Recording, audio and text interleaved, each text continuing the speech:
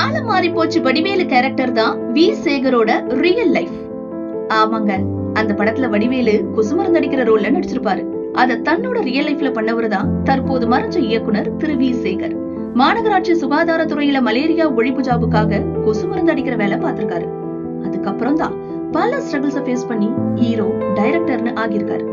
இப்பவும் அவரோட படங்களை டிவி அண்ட் யூடியூப்ல பார்க்க ஃபேன்ஸ் இருக்கதான் செய்யறாங்க. போர் அடிக்குதா? வரவு கேட்டனா செலவு பத்தனா பார்க்கலாம். இன்னைக்கு பொங்கலா, அந்த டேவை பாசிட்டிவா ஸ்டார்ட் பண்ணணுமா? டிவில பொங்கலோ பொங்கல் படம் போட்டு இருப்பான். பொண்டாட்டி வந்து, ஏங்க பக்கத்து வீட்டுல கார் வாங்கிட்டாங்க, நாமளும் வாங்கலாம்னு சொல்லுதா, விரலுக்கேத்த வீக்க படத்தை பார்க்க சொல்லலாம். இப்படி இப்ப வரைக்கும் லைம்லைட் படங்களை நமக்குனே கொடுத்துட்டு போயிருக்காருங்க டைரக்டர் வி சேகர். ஹீரோஸ நம்பாம ஸ்டோரிஸ வச்சு பல ஹிட் படங்களை டைரக்ட் பண்ணிருக்காரு. பொண்டாட்டிய மதிக்கணும், பொண்ணுங்க தான் இனி குடும்பத்தையும் நாட்டையும் ஆட்சி பண்ணணும்னு பெண் சுதந்திரத்தை பத்தி பேசுற பல படங்களை கொடுத்துட்டு போயிருக்காருங்க. எக்ஸாம்பிளுக்கு காலம் மாறி போச்சு பாத்திருப்பீங்க. எம்ஜி மூவிஸ்னு சொல்லுவாங்க.